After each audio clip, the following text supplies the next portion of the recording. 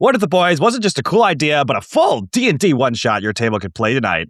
Today, we're brewing The Boys into a complete one-shot, breaking down the design, the drama, and the decisions that make it work at the table. Ever wonder how to make The Boys work and play in your D&D thing? We'll show you how to do it. After all, this is how we brew it.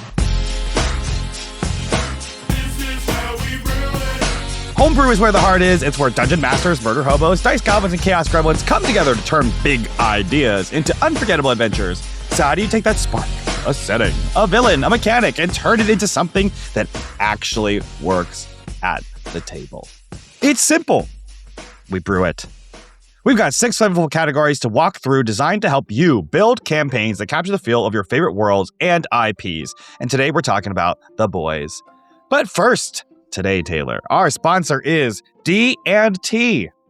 So, Taylor, I'm going to challenge you to do this ad read for D&T as if you were a character in the Boys universe. Oh, brother. Okay. And the ad copy is in our document, so I'm excited for you to read it out No, loud. I see it.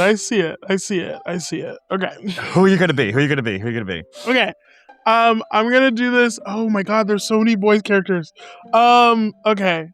I'm not gonna tell you. I'm gonna do it, and then you tell me who you think. You know, I trying hate to guessing. be. Okay, cool, go for it. That's true, but I think you might get it.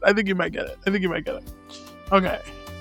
If you've ever hit that mid-season slump where your brain just logs out right as the DM asks what you do, yeah, same. That's why I've been drinking D&T. This isn't just tea. It's your long rest in a cup. Whether you're channeling arcane focus or trying to survive your DM's emotional damage, D&T blends are crafted to keep your mind sharp. Ooh, and your roleplay sharper. Some might even say fast. Smooth, flavorful, and dangerously easy to drink mid-monologue. If you want to try it, you can use code TSP for 15% off. Not only are you upgrading your table experience, you're directly supporting the show. So yeah, grab some D&T, keep your brain online, and maybe, just maybe, you won't forget your spell slots this time. All right, I don't want to ever do that again. Okay. What do you think I was? Okay, first, amazing. Thank you. Second, I don't remember the character's name off the top of my head right now, but that's the speedster. The speed A-Train. Yeah, A-Train, and Yep. that's one of those characters that I am not allowed to do the ad read as, and I'm glad you did it. It was great. Yeah. I was like, it's either that or I was gonna do, and I don't remember his name, but the fish guy. Oh yes, the Deep. The Deep, but I'm like, Deep is just too gross of a character. Yeah. So I'm like, A-Train is funny because he actually does ads in the show. He does in the show, yeah. So it's like actually funny to do it as him, and he never likes what he's doing, which Yeah. is even better. Yeah. There you go. Oh, Well, man. good thing we actually like D&T. So thanks D&T for sponsoring our show. Let's get into the categories. Those are B, base build. What are the core components, the must-haves? R, resonance and vibe. This is where we make our poetic hearts sing. How does it feel? What's the tone and atmosphere? E is extra froth. What makes this wildly fun? What's the spice of razzle dazzle? W is weird for us. That strange little twist you never find on D&D Beyond. I is the inciting quest. Every good campaign needs a reason to leap home. So what sets the adventure in motion, gives your players a clear sense of purpose, and how are we copying Watchmen and making it worse? T, threat level. Let's talk danger. Who or what is the big bad? Why is it actually Homelander or really the humans along the way? Okay, well, Taylor, we both checked out The Boys. We both kind of know what it is. Let's kick it off with the first category, base build. What are the essential components of The Boys? Yeah. Okay. So this is tricky because Mm-hmm. I think it would be easy to say like superhero mechanics. Like I think that would be like easy, right? Or to be like, oh, like making sure the classes reflect superpowers. I think maybe the core components to what makes the boys is I think it's something about like making finding the D&D equivalent to V. To like compound V, is that what it's called? Yeah, I think compound V. Mm-hmm. Yeah. Like the thing that gives the heroes their powers, like regardless if they're born with it or not. I think there's something to like finding a way to mechanicalize that. I think it goes past extra froth. I think it goes past weird for us. I think that is like the thing that makes The Boys different than normal superhero anything content is that it is, in a way, science fiction because we know why people have their powers. Right. Because of a chemical that was made in the lab. Right. Ironically, we were talking yesterday about my lack of love for hard magic systems. And superheroes is just a way of using magic systems, but it's just magic is superpowers, it's supernatural magic, supernatural systems. I actually have to take some of that back because I love superheroes, and sometimes superheroes have no logic. It's just because it exists, right? Now, some superheroes have logic and exist, right? But then some is just like, eh. And so if you like comic books and you're like, oh, I also am like a Sandersonian hard magic system person where it's like has to have physics and reality, but you also like Spider-Man, Spider-Man doesn't make any sense. Like, if Spider-Man was to be like gain the spider powers of a spider, he should also be like have like the fractal eyes. He should shoot the webs out of his butt, like lots of stuff like that. Yeah. So anyway, and then also, how does he would have to design a costume with the holes for the anyway? Yes. Anyway. There's a lot of stuff that's not making any sense in there. So yes, like one of the key points of The Boys is that it is sort of science fiction, and but it also leans towards grim and dark and grim dark, right? It is not a happy world. It is a cynical world. And although that's part of the resonance and vibe, and oftentimes we stumble into those categories, that is an essential piece. Mm-hmm. Like it's not like the closest equivalent we have to Superman or like even like Captain America in like the pure moral paragon is Homelander, who is horrible.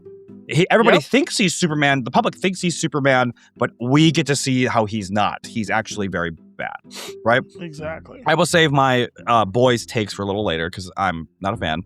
But the that's the essential parts, right? And the coolest parts for sure is that like basically everyone has compound V, aka the super soldier serum that lets them all become superpowered individuals in some way, shape, or form, or they got exposed to it in some way, shape, or form, whatever their origin is.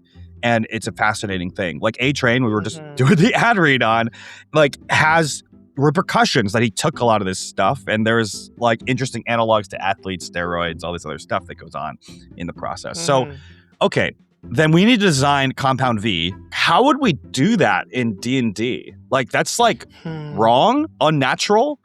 Like there's no enhancement like that. I mean, there's no enhancement like that, but there is a resource. If we think about Compound V as a resource that can make people better than they are, D&D has magic. So in some ways, we kind of have to I shouldn't say science fiction magic, but no, I guess that's the best way to put it. We have to science fiction magic and make it something that everybody wants, make it something that is hard to get.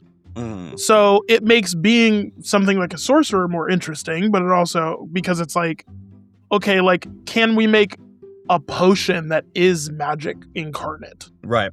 I feel like what I would say is you would have to pick half casters or sorcerers, like, because like the wizards, the whole thing is putting spells in a spell book, etc. I don't think that really works. Like, I don't think that makes any sense in the context of like superpowers, like in the Boys universe. Like nobody is Doctor Strange, right?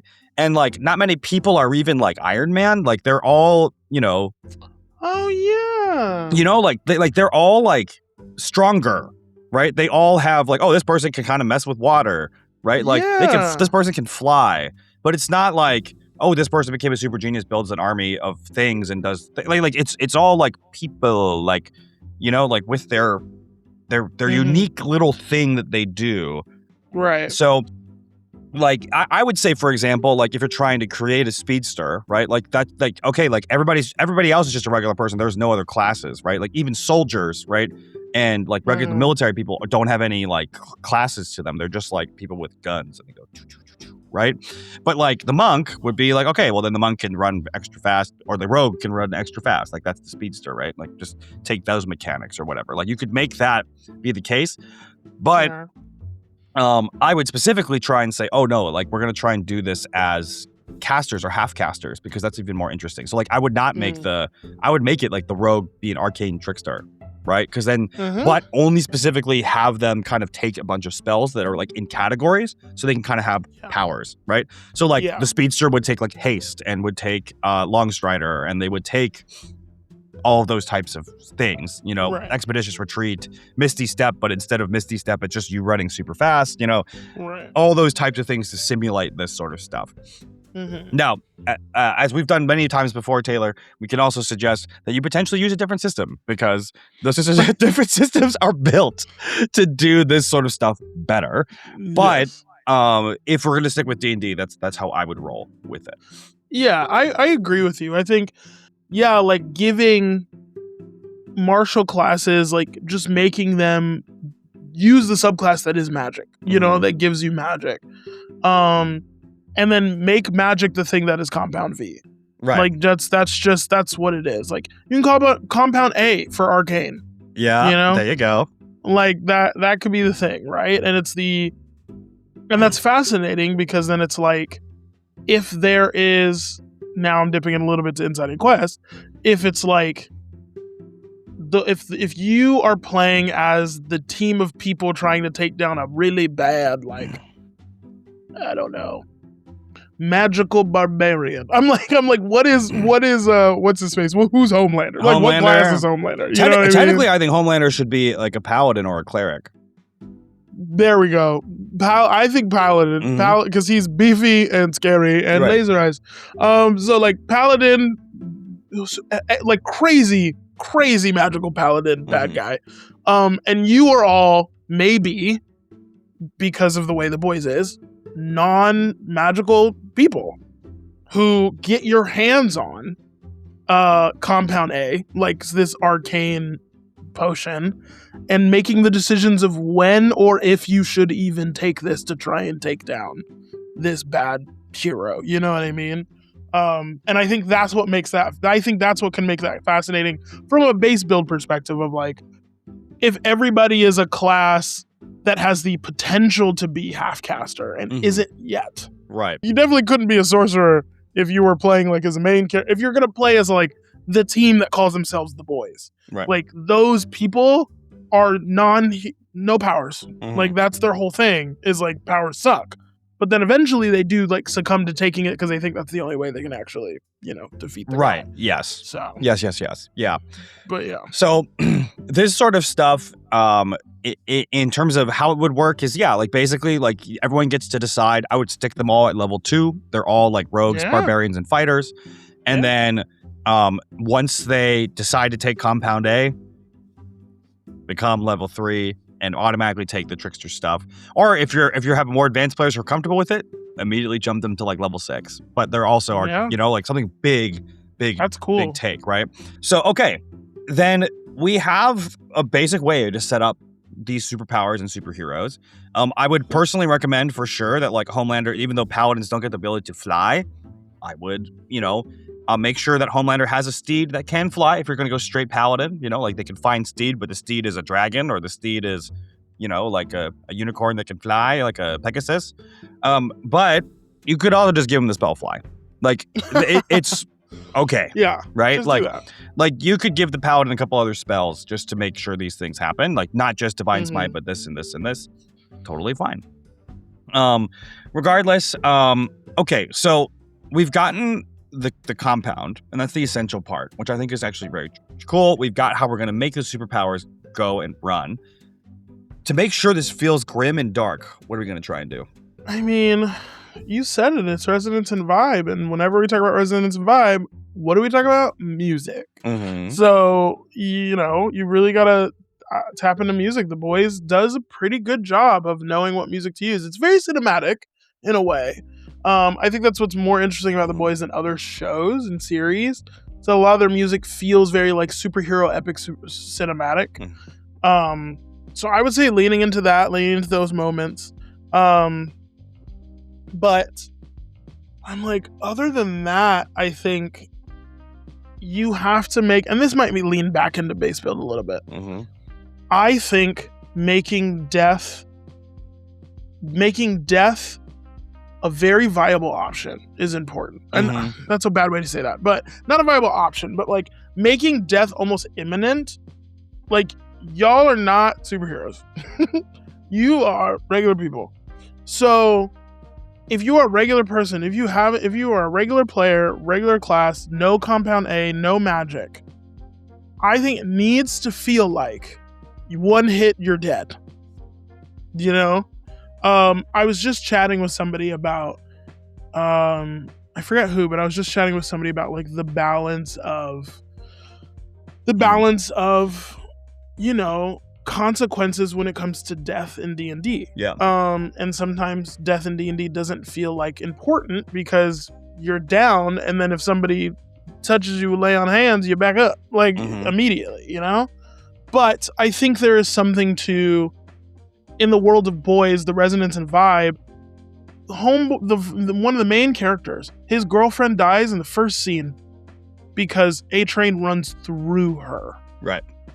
And that's it. That's it. Gone for the rest of the show. Dead. And so I think, and it's like, that's sad and scary, but it's also like, that shows you that, one, superheroes are not responsible, but two, you could just die. Right. I'm almost like pressured to say, hey, death saving throws, you get one roll. Mm-hmm. And either you pass or you fail. I was going to say no death saving throws without compound A. There you go. That's actually great. If you don't have compound A, you don't get death saving throws. So like you're about to die and you like, oh no, this damage is incoming. Compound A, suddenly I get death saving throws.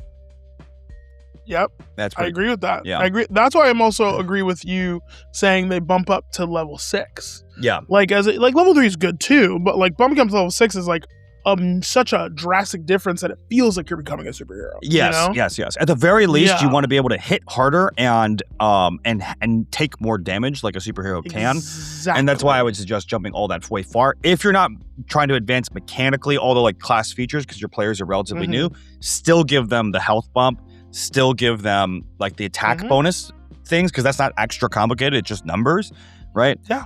And then they'll feel like, oh, I can do this, right? I agree. So you as a GM should prepare 2 different types of sheets for the characters, and or work ahead of time to say like, hey, what kind of powers do you want? What kind of things would you do? And kind of like slot them in. But yes, okay, yeah. I think that's a really great mechanical way to do this, where you like tell the players at the very beginning of the game, hey, like you're a regular person in this universe, and regular people don't get death saving throws. Only heroes do, and you're not a hero, right? And one of the things that Taylor's very good at is having these opening monologues, right? Where he will set the scene for what's going on, right? And as we're learning more and more, we keep running one-shots and we're getting better and better at them. Like, I think that first 3-minute monologue with the right music, the right vibe, right? And the right speech will create the tension that you're looking for. And everyone's just like, cool, I'm bought in now. Right. Yeah. And so I would include that, like, right. Only heroes get death saving throws. That's really compelling. I'm like, I would immediately be like, I'm excited. I would also be like, these superheroes, I don't like them. That's privilege, you know? Yes, and you're exactly. like, okay, here we go.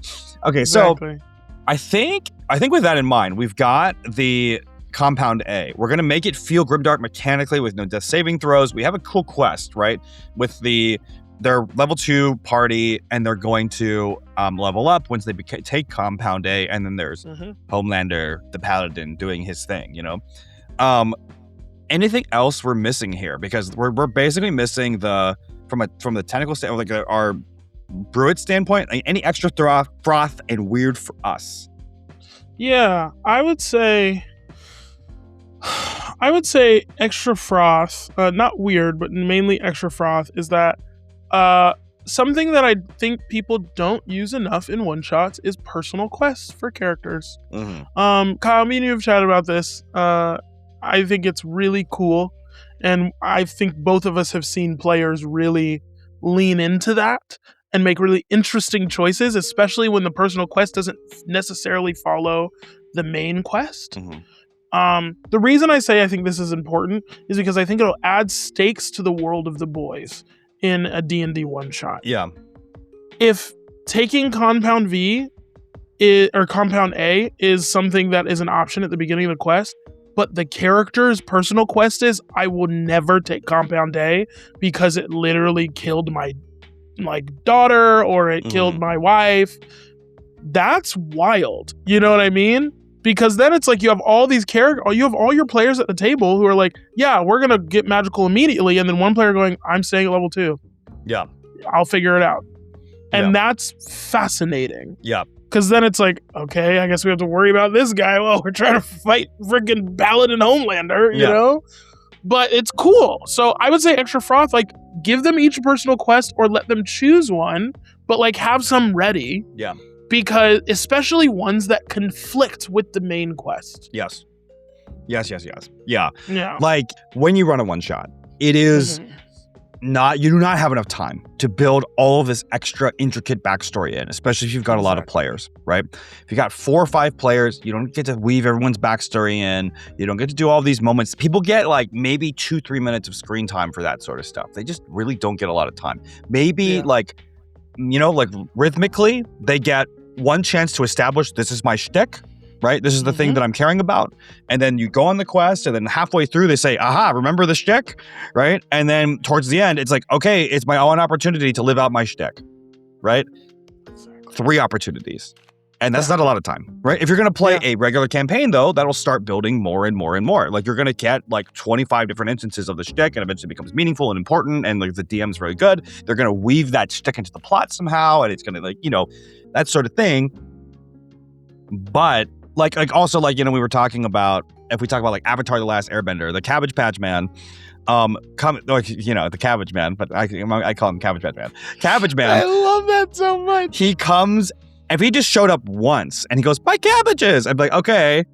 Yeah. You know, but if it's like, my cabbages, like 16 times, by the 15th time, you're laughing, at the very least. But the 3rd time, you're probably laughing. But it's like, oh my God, how does this happen again? You know? Like SpongeBob, the my leg guy. That guy's not that funny once, but like 40 times, it's great. Right? So you want to have that repetition. You don't have time on a one shot for that. So you need to give them personal quests so that they can hone in on what they're doing. And like, yes, like, why does one of the characters absolutely just become part of the boys and like hate the superhero world, right?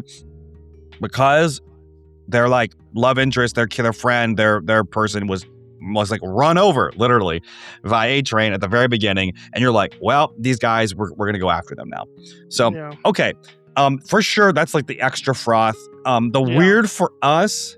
I always this is a weird for us discussion. I don't even know if I need to have a mechanic or thing that's here. This is just my thoughts on the boys, right? Like, so one of the things that has happened a lot in modern literature is that of comics and comic book adjacent things, and now that superheroes are so famous because of the Marvel and the Marvelification of everything, right? People think like one of the big injustices, to many important, specifically DC characters like Superman and Wonder Woman are stories like Injustice, Gods Among Us, The Boys, etc. Like Injustice, Gods Among Us takes Wonder Woman, who is about truth and justice and love and like peace and kindness and humanity, and like it oftentimes in the past never carried a sword, only carries a shield, like that sort of stuff, right? And makes her into a murdering person who has no real motivation to do so other than that she wants to be with Superman. So, right? Like, very gross misunderstanding of who she is as a character, right? And what makes her tick and what makes her great. And Superman in that one's kind of the same thing. Homelander to me is like, oh no, what if Superman was evil and had no moral qualms or anything? I'm like, well, then he's not Superman. Like, the whole point is that he's an amazing guy, right? Like when we watch what's it called, like the Thunderbolt series, and we get the Captain America who's not Captain America, he's not Steve Rogers, and he's just a jerk, right? Like I was like, okay, well then he's just a patriotic jerk. Like he's not Captain America. He's like, because Captain America is so grounded in his morality, and his struggles and his stories are so based in morality. We do this a lot. So like I am always sad when I see stuff like The Boys, because I'm like, man, this just doesn't understand what I think makes Superman and these other characters good. And then it's on top of that, it's taking my favorite comic book series, The Watchmen, and just making it worse, in my opinion, by a lot. It's less well thought out, less high stakes, less artful, it's just kind of like, aha, we took the Watchmen and we took all the wrong lessons and we're going to go over here. But here we are. Hilarious. Do you like The Boys? I love The Boys. Yeah. I love The Boys. Why do you love it? Why do you love it? No, well, I don't want to, knowing that what we do on Brew It, I don't want to necessarily like debate whether The Boys is good or not. But I will say I do understand where you're coming from. Like truly. I think to me, it makes me curious about what the writer's original intent for The Boys actually is. Because I think this is one of those cases of like, if that's what they were going for, you are correct. They probably missed the mark 100%.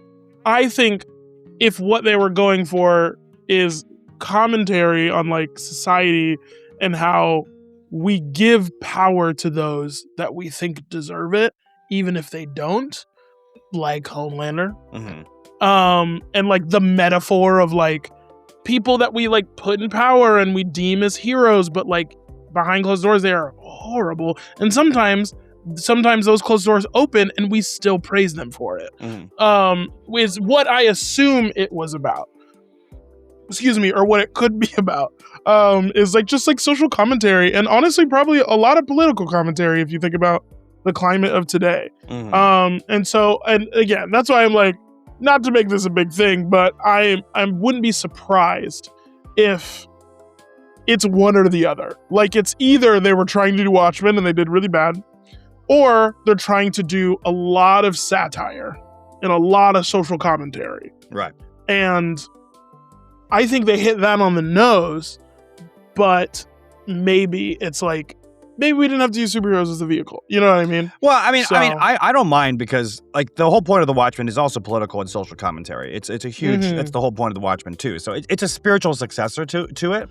That makes a lot of sense. Right? It's a spiritual successor to it. I just think, and I'm not even against the idea of having a spiritual successor show up in the modern day because it's different context, right? The Watchmen was written in the 70s and 80s by a particular type of people and a particular group. And some of the stuff they're talking about doesn't necessarily actively apply the same as now, right? The thing that is missed in the Watchmen from The Boys more often also, though, is that like the Watchmen show the everyday heroism of everyday people and how humanity can and has the capacity to do this. And then you see all the people with power and then they're just horrible. They're like most of them. And the one or two guys that are like not horrible, like definitely pay for it. Right? Because they're in the power structure. And at least within the Boys thing, I feel like that subtlety is lost. And that's the thing that I'm very sad about. I'm like, this is actually, because I think it makes the point that much worse. It's like, okay, yeah, it's like, of course, if everybody in the world is a jerk and everybody's a jerk, then you don't want to give anyone a power, right? But it's like, hey man, some of us out here aren't trying to do this.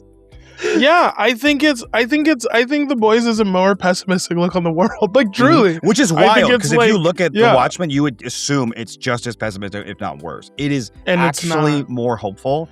And that's why I'm like, The Boys, whatever. Even in my opinion, what I thought HBO did with like The Watchmen, it wasn't like a remake. TV series type thing. It was kind of like a sequel in a way. Sort of, yes. It was strange. No one really knows where it falls in the timeline of what's going on, but especially because Dr. Manhattan has no timeline. Yeah. But like I think even that TV series they did was really good in that aspect. Yes. Of being like, hey, normal people are still good. Like we still try, you know? And we don't always hit the mark, but that's kind of was like the main character's whole thing. I forgot the actress's name, but she hit it out of the park in my opinion. Yep. I was like, she did amazing. She's the best part of the show. Yeah. But I think that was like her whole vibe was, this is why normal people do well in the world, is because we have less power than superheroes and we can still make a difference. Versus The Boys is very much like, the people without powers are half the problem. Yeah. Because the people without powers are supporting the people with powers. You know what I mean? And supporting the wrong people. Right. So it really creates a lot more of a pessimistic view about what the world is. Yeah. Yeah. For me personally, from like a narrative standpoint, I would be very much more down for The Boys. The Boys was like a tragedy. Right? Fair. But it's not. Who's to say it isn't, though? We haven't gotten to the last season. I haven't read the graphic novel. I've read some of the graphic novels. I don't think that's where they're going. Okay. I haven't finished it, to be fair, but I don't think that's where we're going. We are like, I think we're reveling in like living and being like, this is reality, everybody. And I'm like, all right, cool. We get it. Yeah. We can watch CNN, Fox, or MSNBC. We That's know. true. We know Yeah. what's happening. And to be fair, I think when The Boys became a TV show, it was not as scary to live in a world like Yes, this. and that is a part of it too, because it was written even before it became a TV show. It was written later on. I mean, The Boys was written in like the mid 2000s, I believe. Right. So it is totally more accessible at that time period, and I disliked it and its popularity for the reasons of it entering the modern era comparatively. Yes. Yeah. So that's true. maybe. So weird for us. Go watch the show. I guess. I don't know. Form your own opinion. But the weird for us thing was that I would challenge the Dungeon Master with all that long discussion on is like the point of a show like The Boys is trying to say something about the world, and it would not feel totally perfect if it was just like, hey, these superheroes suck, we're gonna try and fight Homelander. Like, Homelander has to represent, your Homelander character has to represent something. It has to represent whatever that like thing that everybody is angry and pessimistic about. You should encounter that in some way, shape, or form. You gotta be careful about that. Like, you want to make sure everyone's respected at the table, but at the same time, that's sort of the point. And I think that would be what I would challenge everyone to do with the weird for us.